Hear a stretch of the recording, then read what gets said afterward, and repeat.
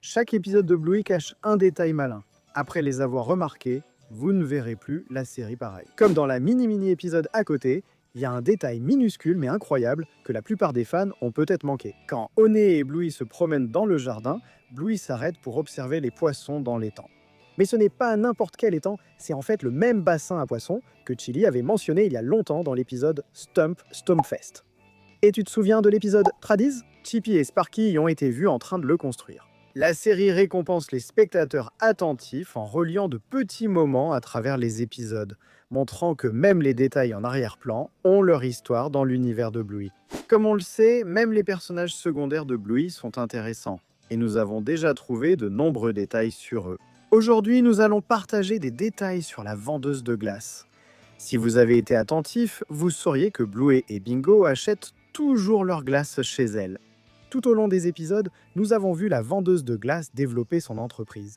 Sans surprise, on l'a d'abord vue dans l'épisode Glace, où elle vendait des glaces avec un petit chariot.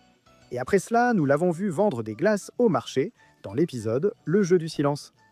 Et enfin, quand nous l'avons revue dans l'épisode Les artisans, elle possédait maintenant un camion de glace. C'est un détail mineur, mais vraiment sympa. On continue.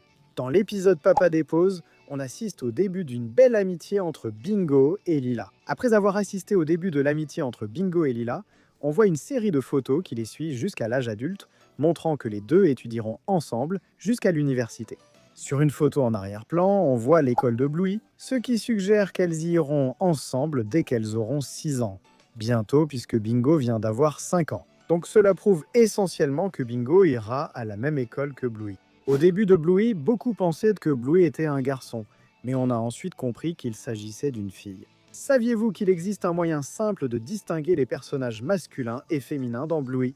Presque tous les personnages masculins, sauf quelques-uns, ont un corps un peu plus large que les personnages féminins. Par exemple, regardons Chili et Bandit. On peut remarquer que Bandit a un corps beaucoup plus large comparé à Chili. Une autre façon que nous pouvons utiliser pour différencier les garçons des filles est la manière dont les personnages s'assoient.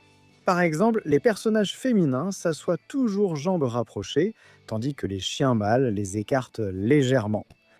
Quand les filles jouent à faire les chiens mâles, elles s'assoient comme un personnage masculin, comme dans l'épisode Pyjama Party.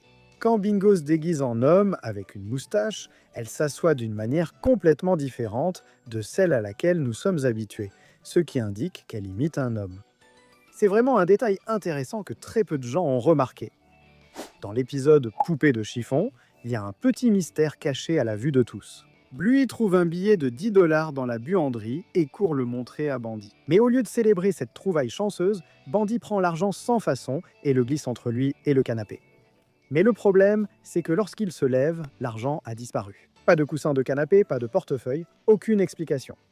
Alors, où est-il passé? À moins que Bandit ait des poches invisibles cachées dans sa fourrure, cela n'a aucun sens. Et ce n'est même pas la seule fois que cela arrive. Dans l'épisode téléphone, Chili fait exactement la même chose. Elle sort son téléphone et le range d'une façon ou d'une autre, même sans vêtements.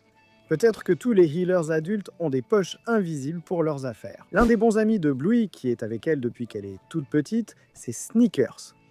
Et il y a un objet qu'il porte qui ne le quitte presque jamais, sa casquette jaune.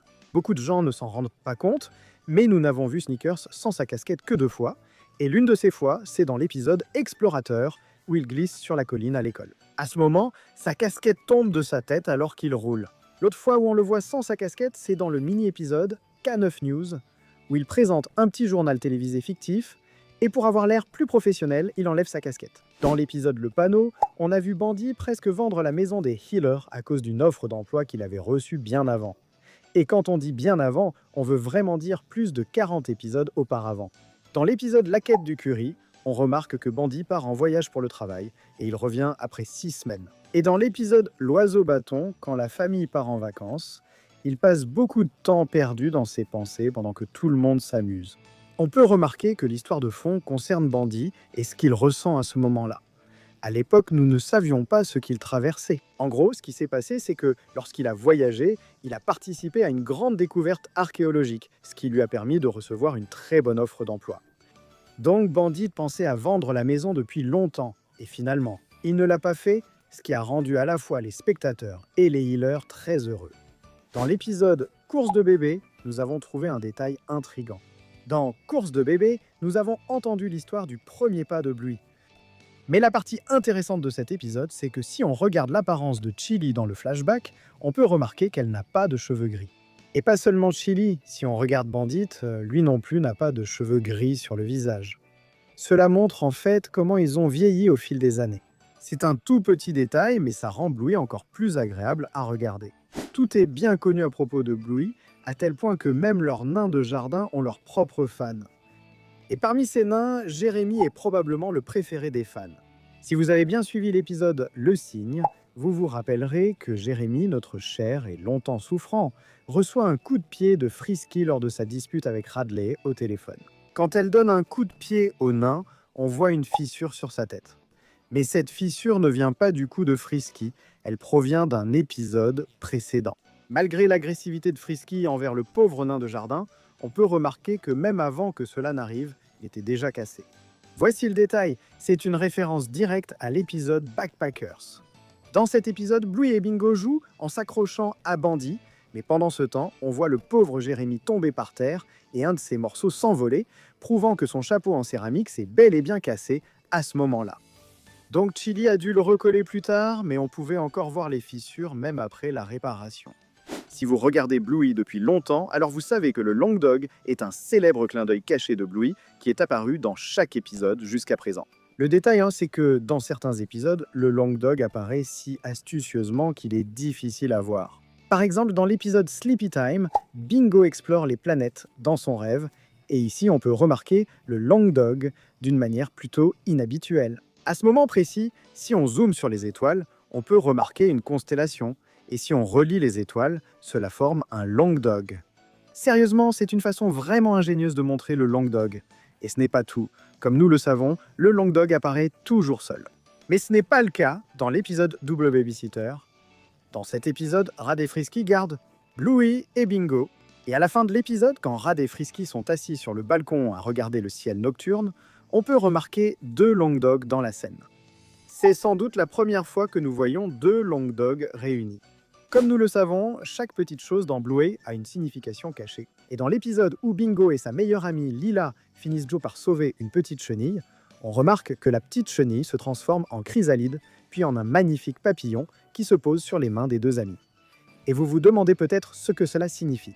Vous l'ignorez peut-être, mais le papillon représente les nouveaux départs. Dans la série, il symbolisait le début de l'amitié entre Bingo et Lila. Et ce n'était pas la seule fois où nous avons vu le papillon bleu. Dans l'épisode Le Panneau, lorsque Chili et Bluey sont assis sur un banc, on peut remarquer le même papillon bleu volant en arrière-plan. Comme chacun sait, l'épisode Le Panneau traitait du mariage de Radley et Frisky. Donc, le papillon a de nouveau été montré pour symboliser le nouveau départ de Rad et Frisky. Plutôt cool, non? Et c'est tout pour les secrets cachés d'aujourd'hui dans Bluey. Signalez-nous en commentaire ce que nous aurions oublié. Cela pourrait figurer dans la prochaine vidéo. Merci de votre visionnage, à bientôt.